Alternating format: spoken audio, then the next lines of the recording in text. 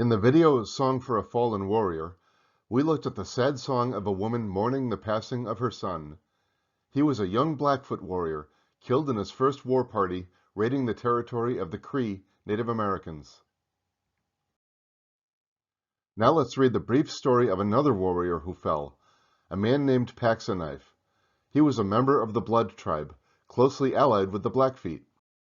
He was also the father of a young boy who eventually came to be known as Crowfoot, the chief of the Blackfeet from the mid-1860s to 1890. Sometime in the early 1830s, a party of Bloods prepared to ride out and raid the camp of one of their enemy tribes, the Crows. Although the young child who would be known as Crowfoot did not understand it, he saw his father ride away from camp, his face painted with vermilion. He heard his mother pray and watched her anxious face as the days passed in their lonely lodge.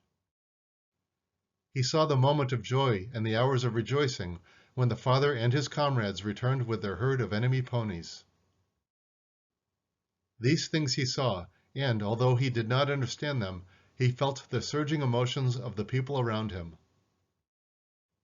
He was too young to realize that a day would come when he too would ride out from camp in search of glory and victory. Several months after the birth of his second baby, Paxaknife again went to war. He painted his face and rode out with his comrades. Again he disappeared over the ridge of the valley and toward the southern horizon. But this time he did not return. There was a pitiful wailing in the camp when the survivors returned. Instead of finding the Crows in their usual camps, the Bloods had been ambushed and several of their party killed.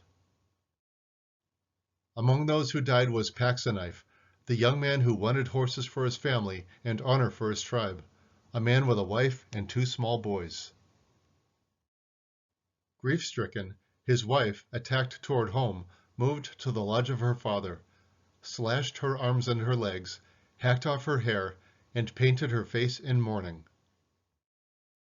Her two children, frightened and confused, stayed close to their grandfather and watched as their mother went daily to a nearby hill and wailed for her husband who would never return. There was sadness in the lodge for many months, but life was harsh among these people, and death was a part of living. Warriors died in battle, women died in childbirth, children died of hunger and disease. Death was the ever-present enemy which took away their people to the sandhills far to the east. There they lived in a shadow existence where there was no happiness, no sadness. The period of mourning passed, the scars of the flesh healed, and the hair grew long again. A peacefulness settled upon the lodge, and the grandfather settled down to the task of teaching the boys the lessons and responsibilities of a warrior and a hunter.